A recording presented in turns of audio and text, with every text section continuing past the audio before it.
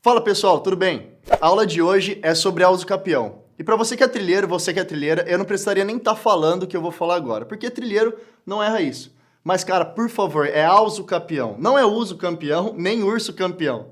O nosso cameraman tá até dando risada aqui, mas é verdade, não é piada. Nesse mundo a gente ouve de tudo. Mas beleza, o tema de hoje é a usucapião.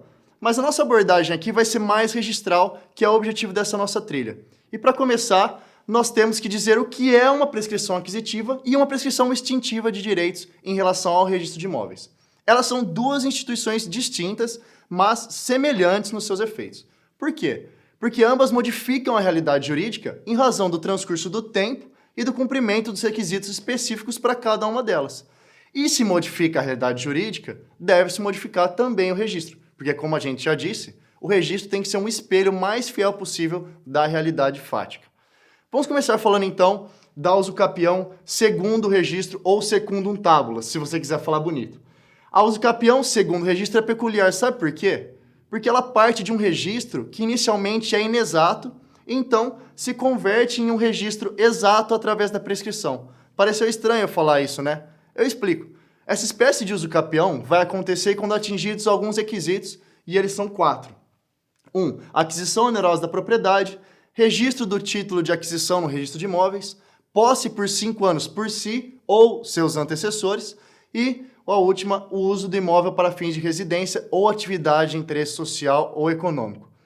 Agora, se todos esses requisitos forem atendidos, ainda que anulado o registro, isso mesmo, ainda que anulado o registro, o titular registral continua a ser o proprietário do imóvel.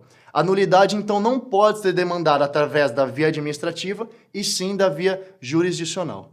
A segunda espécie que vamos falar agora é a usucapião contra o registro. Mais uma vez, você deve estar estranhando, né? Como assim contra o registro?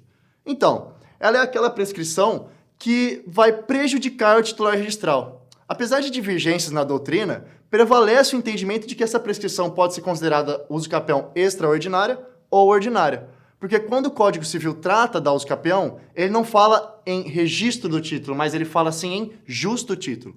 Assim, ocorrida a usucapião, o titular do registro perde a propriedade e o chamado usucapiente adquire de forma originária essa propriedade imóvel. Lembrando que antes disso acontecer, o titular registral pode reivindicar o imóvel e interromper a prescrição, tá, galera? Em terceiro lugar, temos a chamada usucapio libertatis. Hoje tá chique essa aula, né? Enfim, para explicar ela, primeiro eu tenho que fazer aqui um apontamento, que você trilheira já sabe.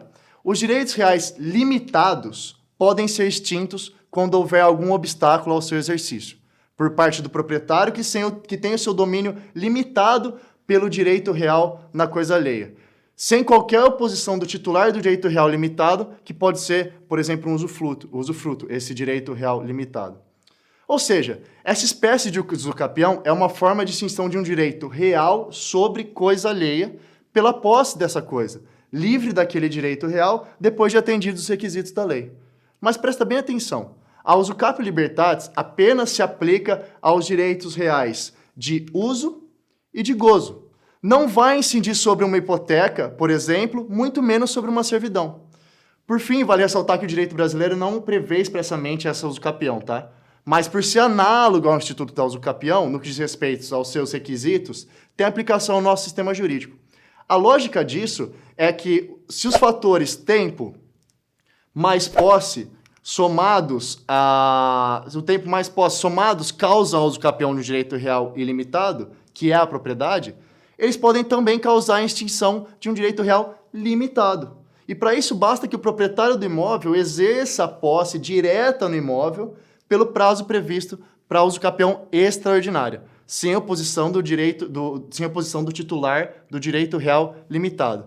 Mas, cara, por favor, na hora da prova, na hora da prática profissional, na sua vida, não confunde extinção pela falta de uso, extinção do direito pela falta do seu uso, ou exercício de direito, com o exercício de direito real limitado, com a extinção pela usucapião libertatis. Porque no primeiro caso, não existe obstáculo pelo titular do domínio, mas só uma mera omissão do titular do direito real, no que diz respeito ao seu exercício.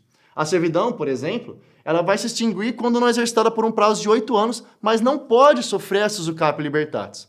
E por último, na aula de hoje, vamos falar de prescrições extintivas. Elas podem ser secundum tabulas ou contra tabulas. Quando é secundum tabulas, ela é uma prescrição extra-registral e seu resultado vai coincidir com o que está lá no registro.